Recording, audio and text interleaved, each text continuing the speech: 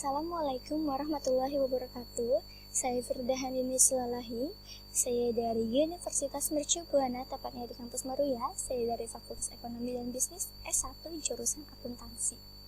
Selanjutnya di sini saya akan mempresentasikan tentang jasa konsultasi kami yang bernama DNF Tax Consultant. Selanjutnya ini adalah tim saya, ya, dengan profil saya sendiri, Firdahan Slalahi, bersama dengan rekan saya M.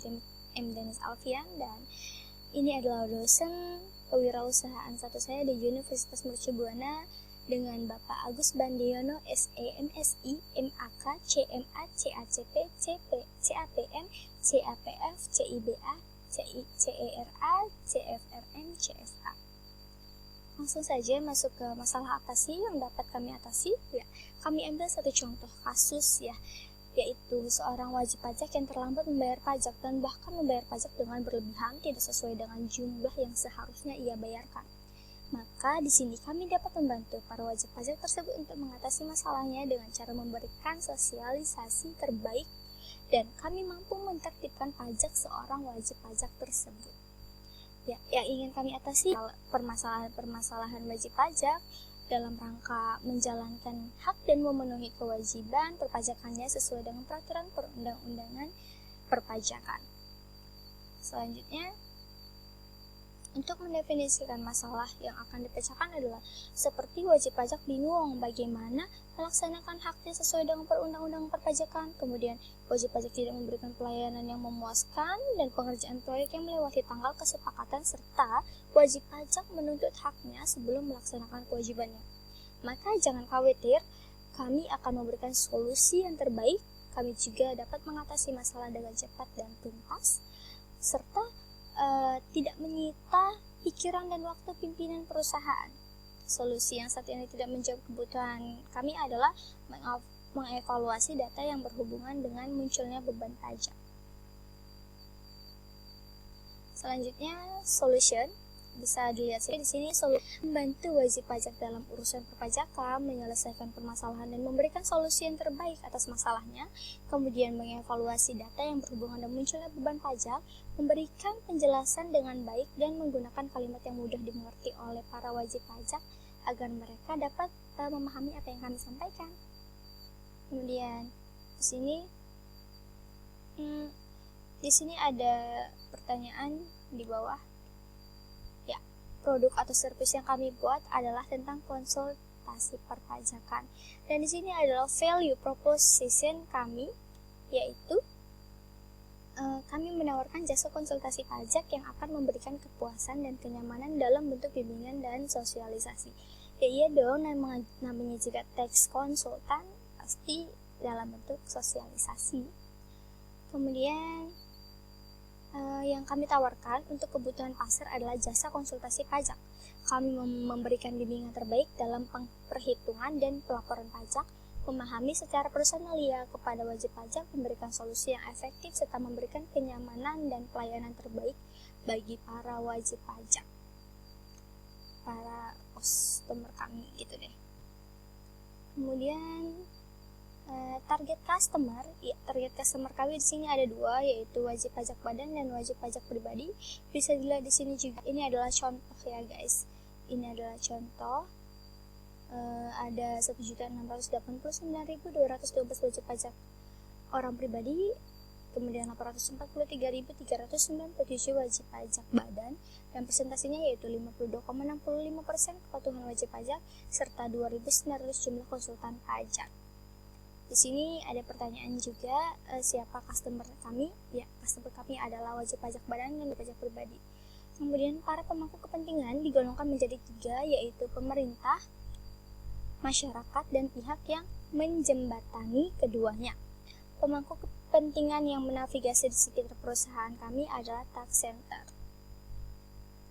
Kemudian segmentasi pasar kami adalah segmentasi hybrid, yang artinya dibentuk berdasarkan kombinasi beberapa variabel segmen yang membentuk sebuah segmen tunggal. Segmen ini sangat berguna bagi perusahaan kami untuk menemukan prospek terbaik bagi seorang pengiklan atau pemasar perusahaan kami dalam mempromosikan jasa yang kami berikan gitu. kami menawarkan jasa layanan ini kepada para wajib pajak, baik itu wajib pajak badan maupun wajib pajak pribadi. Selanjutnya ialah market sizing. Di sini bisa dilihat ada potential available market, kemudian total addressable market, kemudian served available market, dan serviceable and obtainable market. Kemudian dalam melanjutkan menghitung ukuran pasar bisnis kami, maka kami menggunakan market sizing ini. Tentu saja, market sizing ini sangat berguna dalam bisnis kami, karena kami dapat mengetahui seberapa besar berjalannya usaha kami ini gitu. Kami mengetahui berapa banyaknya permintaan dari klien kami, sehingga kami dapat mengelola kegiatan usaha dengan baik. Perhitungan ukuran pasar pun mudah untuk kami lakukan. Pasar tempat kami beroperasi ini cukuplah besar karena perusahaan kami ini berada di lokasi yang strategis. Kami juga pelayanan yang terbaik karena bagi kami kepuasan pelanggan itu nomor satu gitu, yang kami utamakan gitu, sehingga kami memberikan kenyamanan serta solusi terbaik adalah keahlian kami, dan sehingga perusahaan kami ini cukup terkenal dengan baik di kalangan wajib pajak dan besarnya pasar cukuplah luas. Bisa dilihat di sini pangsa pasar kami sekitar 49%. Ini adalah penghitungan contoh. Kemudian competitor and positioning. Persaingan ini menurut kami tidak terlalu sulit karena banyaknya wajib pajak yang membutuhkan jasa pelayanan pajak, sehingga kami hanya memerlukan memberikan yang terbaik kepada klien untuk memenangkan persaingan. Jadi kami tuh mengutamakan kepuasan pelanggan, sehingga kami akan memberikan servis terbaik, memberikan solusi terbaik bagi para wajib pajak agar mereka semakin percaya kepada kami dan banyak yang datang ke perusahaan kami. Kemudian yang menjadi pesaing langsung dan tidak langsung dari bisnis ini adalah konsultan pajak luar negeri dan konsultan pajak dalam negeri.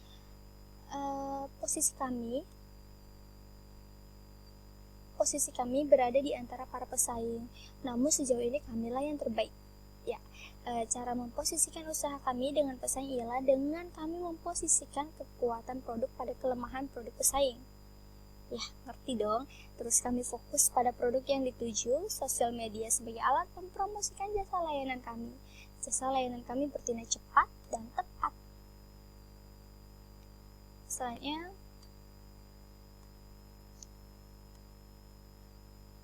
strategi yang kami gunakan agar memenangkan persaingan dengan para kompetitor ialah memperkenalkan fitur baru dari produk yang sudah ada, kemudian melakukan promosi, memberikan diskon harga, kemudian kami memberikan customer itu service yang terbaik, kemudian kami responsif terhadap setiap interaksi yang terjadi. Selanjutnya ialah monetization business model. Contoh dasar perhitungan lifetime value di NF Tax Consulting, perusahaan mengenakan biaya sebesar misalkan Rp500.000 per bulan untuk layanan kami, dan rata-rata pelanggan mempertahankan selama 2 tahun. Maka menghitung LTV-nya adalah 500.000 dikali 12 bulan dikali 2 tahun, dan hasilnya adalah 12 juta atau 6 juta per tahun. Kemudian di sini pricing model. Pricing modelnya ialah value based, portfolio pricing, and competitive positioning. Cara memperoleh pendapatan atau uang yaitu dengan menetapkan target penjualan yang lebih besar atau banyak. Kemudian kami memperoleh pendapatan atau uang dari klien yang datang menggunakan pelayanan kami, tentu saja dari situ guys. Kemudian milestones. Berikut ini penjelasan dari tahun pertama ke tahun ketiga. Yang pertama itu menyediakan modul awal dulu untuk membuat kantor dan bekerja sama dengan tim guna memajukan bisnis. Tahun kedua, kami mulai mengevaluasi kepuasan pelanggan dan strategi pemasaran setiap tahunnya. Tahun ketiga, kami sering mengadakan promosi, mengetahui kepuasan jasa pelayanan yang paling dikenali oleh pelanggan, dan menganalisis kekuatan dan kelemahan pesaing, mengevaluasi kinerja SDM setiap tahunnya. Kemudian bisa dilihat di sini ada pertanyaan. Sampai saat ini pencapaian yang diperoleh ialah kami mendapat jasa pelayanan konsultasi pajak terbaik di kota Tangerang, mendapatkan berbagai penghargaan dan sertifikat. Kemudian perusahaan kami menjadi lebih dikenal di kalangan wajib pajak, memperoleh berbagai penghargaan mulai dari jasa pelayanan konsultasi pajak terbaik, konsultasi pajak yang terpercaya, dan lainnya. Bisa dilihat di sini, menarik pelanggan diperlukan kualitas pelayanan yang baik sehingga dapat menimbulkan kepuasan dari klien kami. Nah, ini adalah funding needs and allocation. Bisa dilihat totalnya ialah 52.800.000. Ini hanya anggaran masih misalkan gitu ya guys. Kemudian when is your next funding need? Ya, kami akan terus melakukan pengawasan pendanaan, menyusun laporan keuangan secara berkala agar dapat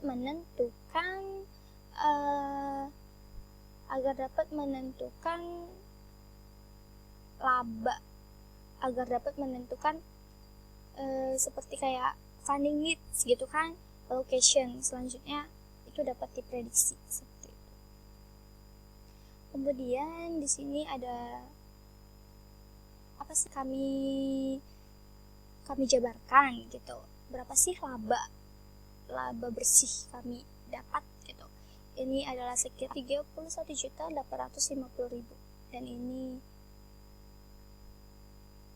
laporan laba rugi dari perusahaan kami, bisa dilihat sendiri.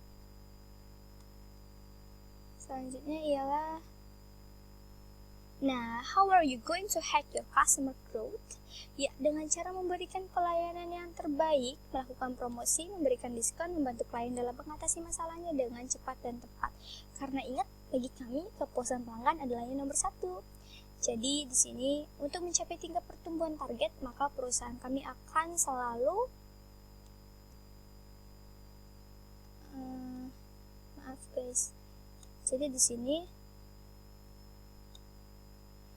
ya, untuk mencapai tingkat pertumbuhan target, maka perusahaan kami akan selalu mengevaluasi setiap kegiatan yang berlangsung, mencari tahu kekuatan dan kelemahan perusahaan kami, serta bandingkan dengan para kompetitor agar menjadi yang lebih baik lagi dan mencapai target yang telah kami tentukan. Gitu. Apabila ada hambatan, maka harus selalu siap siaga untuk mengatasinya dengan cepat dan efisien, melakukan promosi, melakukan pelayanan terbaik, kepuasan pelanggan yang kami utamakan.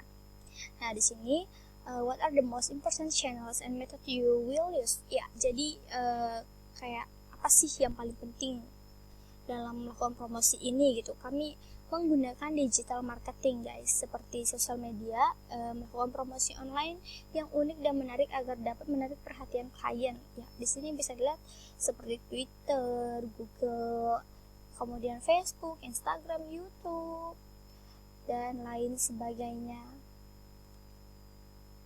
Nah, di sini adalah kontak details kami. Ya, perusahaan kami berada di Jalan Bandara Mas, Salapajang Jaya, Kota Tangerang, Banten. Ini ada nomor telepon kami juga, dan ini ada email serta website. Baik, sekian presentasi dari saya. Saya undur diri dulu guys. Saya rasa cukup segini aja. Mohon maaf jika ada kesalahan kata. Apabila ada kata-kata yang tidak dimengerti juga saya mohon maaf dengan sebesar-besarnya atas segala kekurangan saya. Terima kasih telah mengikuti penjelasan saya. Saya ucapkan terima kasih.